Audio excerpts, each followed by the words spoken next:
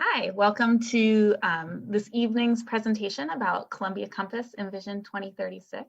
My name is Lee DeForth. I'm the city's comprehensive planner, and we're just excited to have y'all join us this evening. I know it's a little bit different to attend public meetings virtually, but if we can't see you live, we're at least glad we get to see you out over the internet.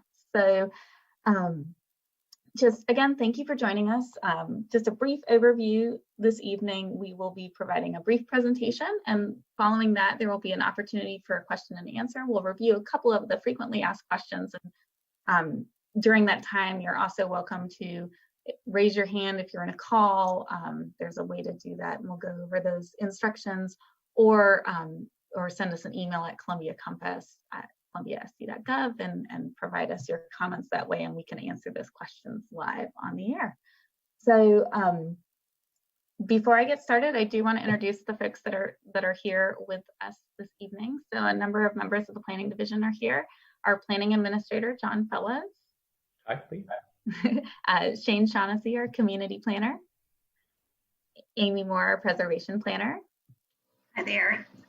And Andrew Livingood, who you probably can't see, but is our annexation coordinator and is going to be handling some of the back end stuff for us today. So that being said, we're so excited to have you, and hopefully you know this already, but Columbia Compass is the 10-year update to the City of Columbia's comprehensive plan. So we have been working on this since October of 2018, and we just want to be able to give you a quick refresher as it goes for approval to City Council here, hopefully in July. So without further ado, we'll get started. So Columbia Compass is, like any other comprehensive plan in the state of South Carolina, contains 9 elements. So these 9 elements are prescribed by the state code of laws, but they also help ensure that we're providing a rounded and comprehensive approach to planning for the long term. And I'm going to review those elements for you.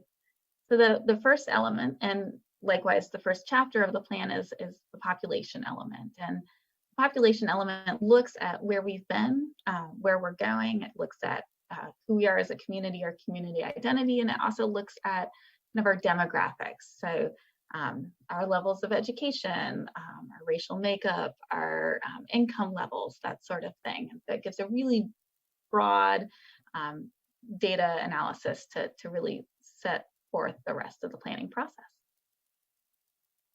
And the second chapter of Columbia Compass is the natural resources element. So this chapter, like those that follow, in addition to looking at the existing conditions specific to the element, also make recommendations. So the recommendations in the natural resources chapter include things like how we might be ready for 100% clean renewable energy in 2036. The economic development chapter looks not just at our economy from a business standpoint, but also our workforce. So thinking about how we train and hire workers, not just at the city, but throughout the region, and how we provide Columbia with a strong and vibrant economy. The housing chapter looks at all sorts of housing, from where affordable housing needs are to what mix of housing we might require as a community. So we know that our preferences change as we age and in different life stages, and reflective of that, what types of housing will really be necessary in the Columbia market. And the transportation chapter looks at all modes of transportation. So in carrying forward the Walk Bike Columbia Master Plan, it also looks at pedestrians, bicyclists, and transit users, but it's also looking at cars and other types of mobility, and looking at how we plan to make sure that we have a functional and vibrant multimodal future throughout the community.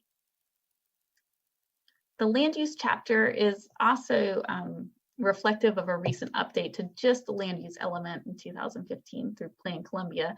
But the land use chapter really looks at the mix of uses that we believe will help Columbia thrive. And we know that that mix of uses is going to be different in different parts of the community, right?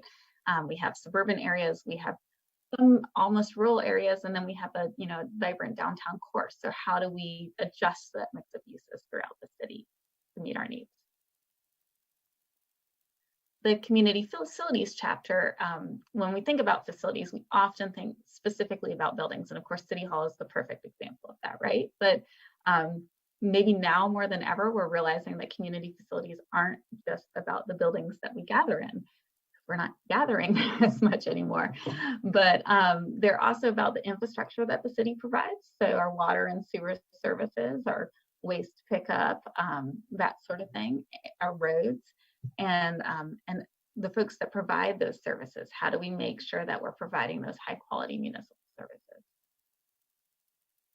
And the cultural resources chapter is a partnership between the Amplify process, which I'll touch on a little bit later, and our other kind of cultural resources throughout the city. So we're looking not just at the arts here, but we're also looking at historic preservation, about community identity, and really identifying what people think of when they think of our cultural resources and what they're passionate about. And we know that Columbians are passionate about our culture and our cultural resources. And the priority investment chapter is the final kind of main chapter of Columbia Compass. And this is really the synopsis of the plan. So priority investment contains a kind of an index of all 125 recommendations of the plan. And that sounds like a lot of recommendations, but we also know that those recommendations are meant to be carried out over a 10-year period.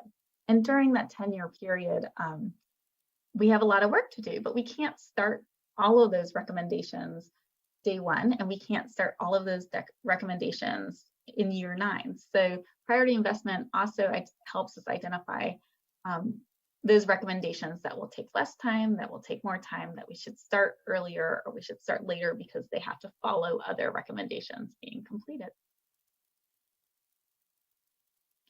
As I mentioned earlier, the Amplify Columbia process is a current or concurrent process, and it's really a regional and a Columbia specific cultural arts plan for the community. And so that has had its own level of engagement and has really helped bring in some of those specific recommendations in the cultural resources chapter. So just a quick overview of public engagement throughout the process. Hopefully you've been engaged with us throughout this planning process. And if you haven't, it doesn't mean you're too late. Certainly we hope that we continue our face-to-face and our online or our virtual communications as we move towards implementation. We will be continuing to rely on folks' input and participation, as well as your feedback as we move forward with implementation. So we've had very robust engagement. We believe so far we estimate about 5,500 points of engagement. And that doesn't include, for example, the 120,000 water bill mailers that went out. But we really feel like these are great points of contact, and we hope to continue those as we work on implementation.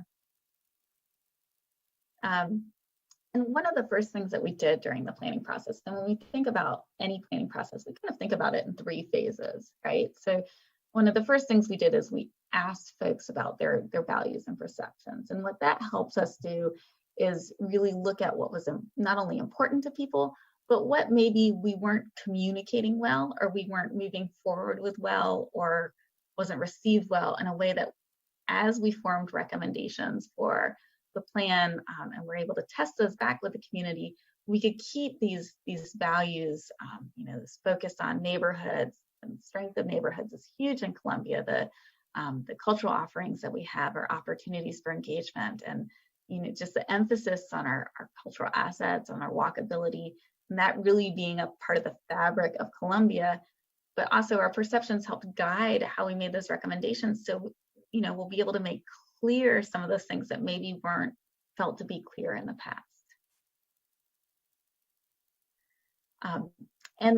And one of the things that we've done a little bit differently with Columbia Compass, as I mentioned, the State Code of Laws requires that we must have 9 elements of the comprehensive plan, which is great. We wouldn't have it any other way, but sometimes it makes it difficult to think about things thematically. So we know, for example, that land use and housing and transportation cannot be easily siloed from one another. They are very much part and party to one another. So that being said, we've developed, as as we've worked on the draft and looked at the recommendations and kind of the themes we've seen throughout, there are some broad themes of equity and accessibility, safety, public health, and resiliency that really stood out across the board. So they're kind of interwoven throughout the document. And then the topical themes are a little bit more nuanced, certainly per element, but these topical themes are identified for each recommendation, each of the 125 recommendations, and they're indexed that way. So the plan contains a thematic index that, for example, if you want to read just about safety, you can look at the recommendations across the board throughout different chapters and read just about safety or just about conserving and preserving, whether that's our cultural resources or our natural resources or our built environment. So a lot of these are certainly interrelated, but we wanted folks to have the ability to read the plan in multiple ways. And do want to talk a little bit about the plan structure and recommendations, because when you first look at it, you may think, oh, this is a big document. There's a lot to download out there. And really, in pulling together the plan, we tried to make it as kind of predictable and user-friendly as possible. We know we can't boil it down to 10 pages because this is a plan for 10 years. And if we only had 10 pages worth of stuff to do, we'd be in trouble, or 10 pages worth of analysis for that matter. But each chapter of the plan starts with guiding principles. They're really specific to that element, what we should be holding near and dear as we think about what our recommendations are for the community. And then from the guiding principles, we move into the existing conditions, and those existing conditions are really just looking at the data points and the relevant information for where we are and where we might need to go or what we might anticipate coming down the line. And then the meat of each chapter is really the recommendations. So within those recommendations, we're going to identify each of these things you see on the screen. Who's responsible, how long we think it'll take, what the priorities should be over the next 10 years, the estimated cost, that sort of thing, to really help kind of give you a quick reference guide for each of those recommendations. And I do want to touch a little bit on next steps. So at this point, as I mentioned, we anticipate going to City Council in July. We wrapped up our recommendation from Planning Commission this past March, and of course had public meetings in January, but got a little bit tied up by our current state of affairs, which is certainly understandable. So we're moving forward for July, and then once the plan is adopted, it's not going to end there. We have to start building our partnerships. We've established a lot of those during the planning process, and we know that we'll lean heavily on those through implementation. Meanwhile, Amplify Columbia is also kind of in that same track. So they are working on their final presentation to council and likely to the public, and we'll be working on how to navigate implementation in the coming years. And just wanted to leave y'all with a final slide before we move into the question and answer section. So one of the things that's been important to us as a planning team is really that Columbia Compass can be used as a tool, not just by council, not just by city staff. And it's certainly not a plan that just sits on the shelf and nobody uses, but we want to make sure that it's a useful tool for citizens. And some of the ways that we think it could be useful for y'all, for everyone really, is that it provides a written resource for city priorities, right? As an adopted policy document, it can help point you in the direction and help explain some of the implementation that comes in the coming years. So, why we might move forward with one program and another program may not, that sort of thing. It also should help you identify opportunities to partner towards implementation. So as I mentioned, partnerships are critical to implementation of Columbia Compass. We are not an island unto ourselves. And we want to make sure that if you feel strongly about a recommendation, or if you feel strongly about a topic, that you have the resources available to reach out and help us get that done. So that is critical. It will help identify responsible parties, which will help you know who to reach out to. And then what we're really going to be taking on as a planning team is making sure that we're tracking our successful implementation of the plan. So we want to be able to both celebrate our successes and let you know about our failures or our shortcomings, so that when we get to this process 5 years from now, 10 years from now, you don't go, well, what good did it do? No, you haven't heard about anything we've done in the meantime. So we want to make sure that that continues to be a tool for y'all moving forward. And so now we're at the question and answer portion of the presentation, or of the virtual meeting. And John and Shane are going to work through that with you, but just, and we'll have this slide up a couple times during the question and answer portion, but know that you can email Columbia Compass at columbiasc.gov. Any comments or questions, and we can answer those live. If you don't get them in now, we can certainly get back with you after the meeting as well. That's not a problem. During the meeting, and just during the meeting, you can also call 855-925-2801. Again, that's 855-925-2801. And if you enter the meeting code 9373, and you'll be prompted to use a number of options. If you press *1, it will allow you to listen to the meeting that's going on currently. If you press *2, it will allow you to record a question via voicemail message that we can answer live. And if you press *3, it will allow you to be placed in a queue so that you may ask your question when prompted. And if you do choose to press *3, I would just caution you that if you're asking a question live over the phone, we would ask that you silence your computer, or if you're listening via another mode, because we end up with a lot of feedback from that. So another way you can stay connected is certainly signing up for our mailing list at columbiacompass.org, or following us on Facebook or Twitter at Cola Compass. So John, Shane, I'll turn it over to you. Well, thanks, Lee. One of our first frequently asked questions about Columbia Compass is, why are we updating the plan now? And I believe Shane's going to let us know why we're updating the plan. Well, John, we're updating the plan because not only is it required by state law for cities to update their comprehensive plan every 10 years, it's also a great planning practice to do so. We want to make sure that the plan for the next 10 years for Columbia is fresh and relevant to our ever-changing landscape here in the city. And we also want to look forward to the city's 250th anniversary, which happens in 2036. And we hope that this plan will set up the city for greater things to come. So the next question is for John. So how is this different from other recent planning efforts? I'm glad you've asked, Shane.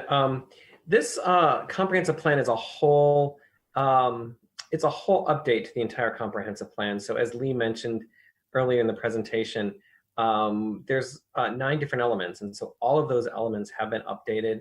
We've updated the population section, as well as, natural resources. And you might wonder, well, how's that different than some of the other projects and plans that the city might have been working on over the last 10 years? And so citizens might have been involved with neighborhood plans in their specific area of the community, or they might have been involved with Walk Bike Columbia. About 5 years ago, we did a transportation plan that focused on pedestrian and bicycling. Or about 3 years ago, our land use plan was updated. And so we do updates throughout the 10-year period. But this 10-year plan gives us a chance to update all of those chapters all at once, so that they're all uniform and have a good clear vision for the next 10 years. It doesn't mean that things won't be updated in the next 10 years. Hopefully, as things and cycles change, there will be modifications to the plan to keep it relative and for the current, whatever the current situations might be. But yeah, that is essentially, it's our full update, which we do every 10 years. And the other question, Shane, that people often come up with, or they ask, is how were the recommendations in this plan developed? So the recommendations of this plan were really developed by listening to the folks of Columbia. As Lee highlighted earlier, we asked for input from the public through open houses, surveys, focus groups, and many other means. So the recommendations of this plan really come from these conversations with the community.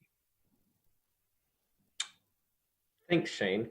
We'll take a pause now and just remind those listeners who are viewing on YouTube or through the city website or currently on public input that they could email us at columbiacompass@columbiasc.gov, and we can read those emails into our meeting.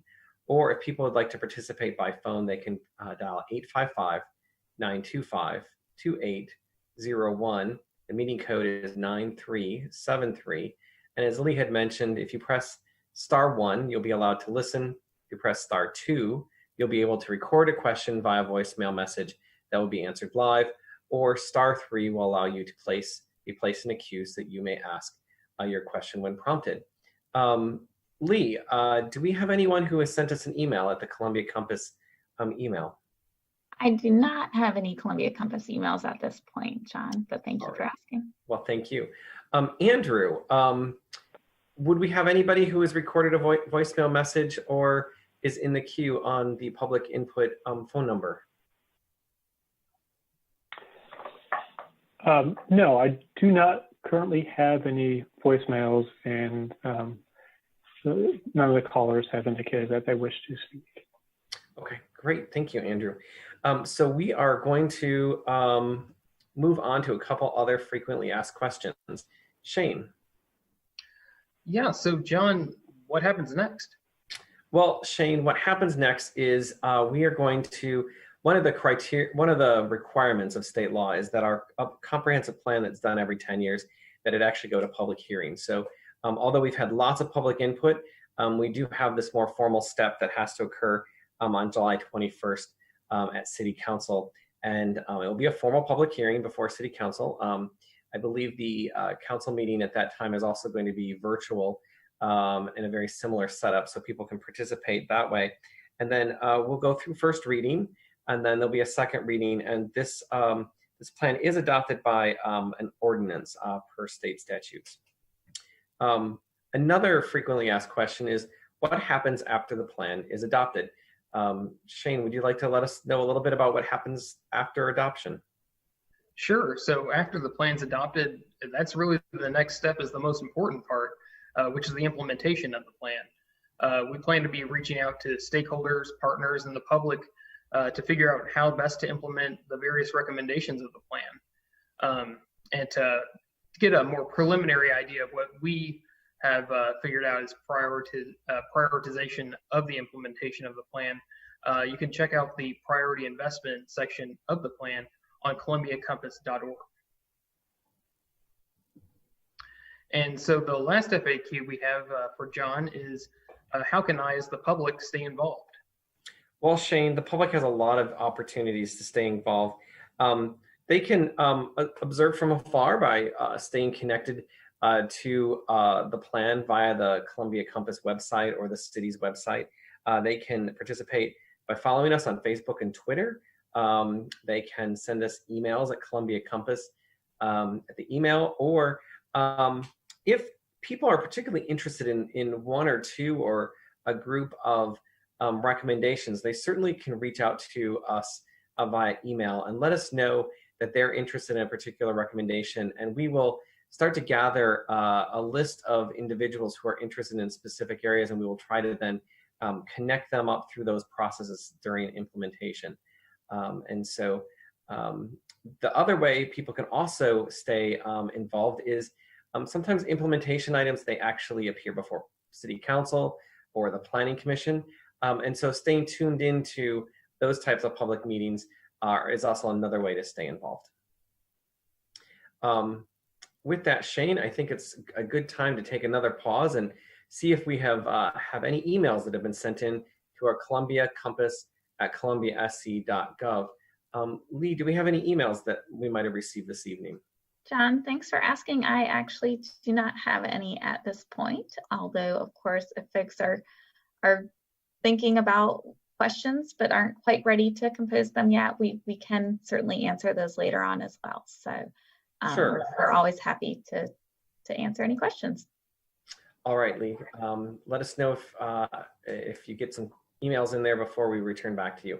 The other option people can participate through this meeting this evening is by calling us at 855-925-2801 with a meeting code of 9373. Andrew, has anyone either recorded a voicemail message or possibly have their hand raised with in the software there? Thank you, John. No, at this time, callers have not indicated that they wish to speak. I do believe that there will be one more check-in with the caller. So if you do want to raise your hand, remember it is *3 to speak in the queue, or to line up in the queue in order to speak. And I also do not have any voicemails. Great, thank you, Andrew. Just as a reminder, if you are on the call and you're interested in just listening, it's *1. If you're interested in leaving a voicemail message that can be played on the live on the audio here, that is *2. And if you'd like to actually participate in our meeting this evening, you can press *3. That will allow you to be in the queue to speak, and Andrew will be able to connect you into the meeting live. Let's, Lee and Shane, why don't we take a few minutes here and see if anybody wants to raise their hands here before we wrap it up. We've kind of covered most of our frequently asked questions this evening, but Lee, I guess I was just wondering and thinking, we had a lot of public input and we did a lot of engagement, but I was wondering, what did you think was one of our most successful public engagement activities throughout this process? Sure. I mean, I've been pretty pleased with most of the things we've done. We found to be of great success. I can say we really enjoyed meeting at our public meetings. I think as planners, we always really enjoy because we have the opportunity to ask questions back to folks, make sure we're getting things right, make sure that communication is flowing freely. And this is really kind of the first planning process of the city where we've met at Richland Library, and that was really successful. I felt like it was new territory, some great spaces, and really a great way to enjoy one of our cultural resources and community facilities in Columbia, and to see folks out. Online wise, I think, we were incredibly pleased with the number of folks that took both our first and second survey. We were just floored. We hoped, I think, for, several hundred folks would be a huge ask, just with the amount of time folks are willing to dedicate or have to dedicate amidst the hustle and bustle of everything. And we had, I think the numbers were over 3,400 survey responses. So that was huge for us. It really helped us understand better what your needs and desires were, and really made the plan what it is. Great, thanks. Just cycling back there, Lee, do we have anyone who sent in an email? Let me check here. I don't see anyone at this point, John. Okay, thank you. Andrew, do we have anyone who may have raised their hand in the queue to speak, or maybe recorded a voicemail as Lee and I were chatting? John, thank you. At this time, I do not. All right. Why don't we just chat for one quick more second in case anybody wants to call in, and I'll put Shane on the spot and ask him, Shane, out of all the public input that we've had and outreach, what was one of the outreach activities that you thought was most successful? Well, I think one of the more successful things that we've done is our social media campaign. We have a very vibrant Facebook and Twitter platform right now at Cola Compass, and it's providing us as planners and the planning department sort of direct conduit to talk to citizens of Columbia and understand their needs and wants and desires. So I very much encourage anyone who's listening right now to come and join us. We're always posting really interesting stuff about not only the plan, but things that are happening here in the community. So please come and engage in the conversation there. Thanks, Shane. Actually the social media has been actually really successful, and I think one of the great things I like about the social media is that we've been able to take recommendations within the plan and put them actually on Facebook and Twitter into very short snippets so that people can get a very quick taste of what the plan is without having to open the whole thing up and read a couple pages. So with that, I guess let's go back one more time and just ask Lee if there might have been any emails that have been sent in during our conversation. I think you must have just answered everyone's questions. I don't have any emails at this time, but again, folks are always welcome to email us and reach out. Lee. Andrew, do we have anyone who's called in or have left a voicemail message? I do not have any voicemails, and I do not have anyone that has indicated that they wish to speak. Great. Well, thank you, Andrew. I guess with that, Lee, I think maybe I should just turn it back over to you and let you wrap us up for the evening. Okay. Well, again, thank you all for joining us. We it's such a privilege to work with such a great community on this planning effort and to continue to work with y'all. And we are just floored by your participation to date, and we hope that you continue to stay engaged as we move forward. We're all looking forward to the wonderful things Columbia has in store. So thank you again, and be well and be safe, and we look forward to seeing you again.